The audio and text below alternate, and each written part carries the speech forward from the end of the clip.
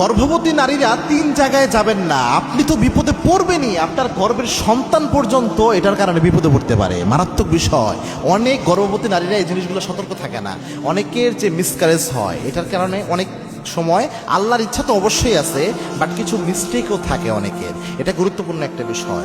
1 number হচ্ছে কোনো গর্ভবতী নারী আপনারা অবশ্যই কোনো মাজারে কখনো যাবেন না। অনেকে আছে গর্ভে সন্তান আসলেই চিন্তা করে সন্তান যেন ভালোভাবে থাকে, মাজারে মান্যত করে, এরপর বিভিন্ন সময় মাজারে যে দোয়া দিয়ে আসতে চায়।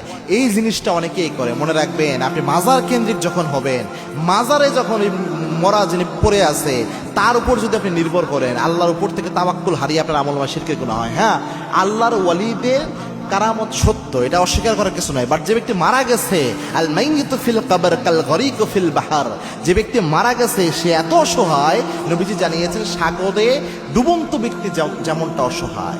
এই বাংলাদেশে ইসলাম আসার ক্ষেত্রে ওলিয়া আউলিয়াদের গুরুত্ব আছে, পীর মাশায়েখদের গুরুত্ব আছে। তবে হক্কানি পীর যারা, তারা দেখবেন কখনোই বলবে না যে আপনার আমার কাছে আসো সব সমস্যার সমাধান হবে।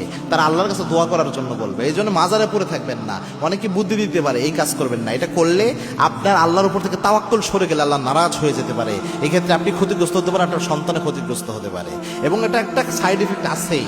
2 নাম্বার হচ্ছে কবরস্থানের আশেপাশে যাবেন না, কারণ এই জায়গাটা দুষ্টু জিনের অনেক সময় এটা অনেক বড় একটা স্থান হয়ে থাকে। কবরস্থানে নর্মালি কেউ যায় না। দুষ্টু জিনগুলা সবসময় চেষ্টা করে এরকম গহীন জায়গাগুলো বেছে নেওয়ার জন্য। এই জন্য কবরস্থানে যাওয়ার ক্ষেত্রে সতর্ক থাকবেন। 3 নাম্বার একটা হাদিস বলে এই জিনিসটা সতর্ক থাকবেন। আমি হাদিসটা বলছি। আল্লাহর হাবিব সাল্লাল্লাহু আলাইহি ওয়াসাল্লাম জানিয়েছেন, যখন মাগরিবের আজান হয়ে যায় তোমরা ঘরের দরজাগুলো লাগায় দাও, জানলাগুলো লাগায় দাও, বিসমিল্লাহি তাওয়াক্কালতু আলাল্লাহ বলে, কেননা দুষ্ট জিন ওই সময় তোমার ঘরের মধ্যে প্রবেশ করতে চায়। দুষ্ট জিন যেই ঘর খোলা পায় ঘরে প্রবেশ করে। এই জন্য মাগরিবের সময় হলে সুন্নাহ হচ্ছে আপনি আজানের সময় মিনিমাম, আজানের পরবর্তীতে পরে খুলে দিতে পারেন, সমস্যা নাই।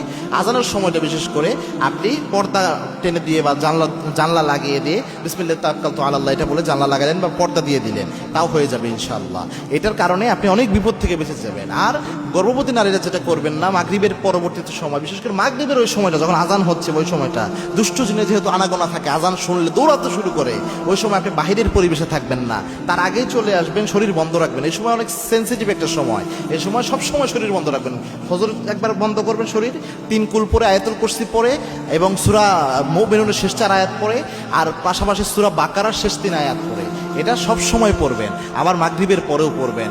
ইনশাআল্লাহ আপনাকে যাবতীয় বিপদ থেকে আল্লাহ উদ্ধার করবে।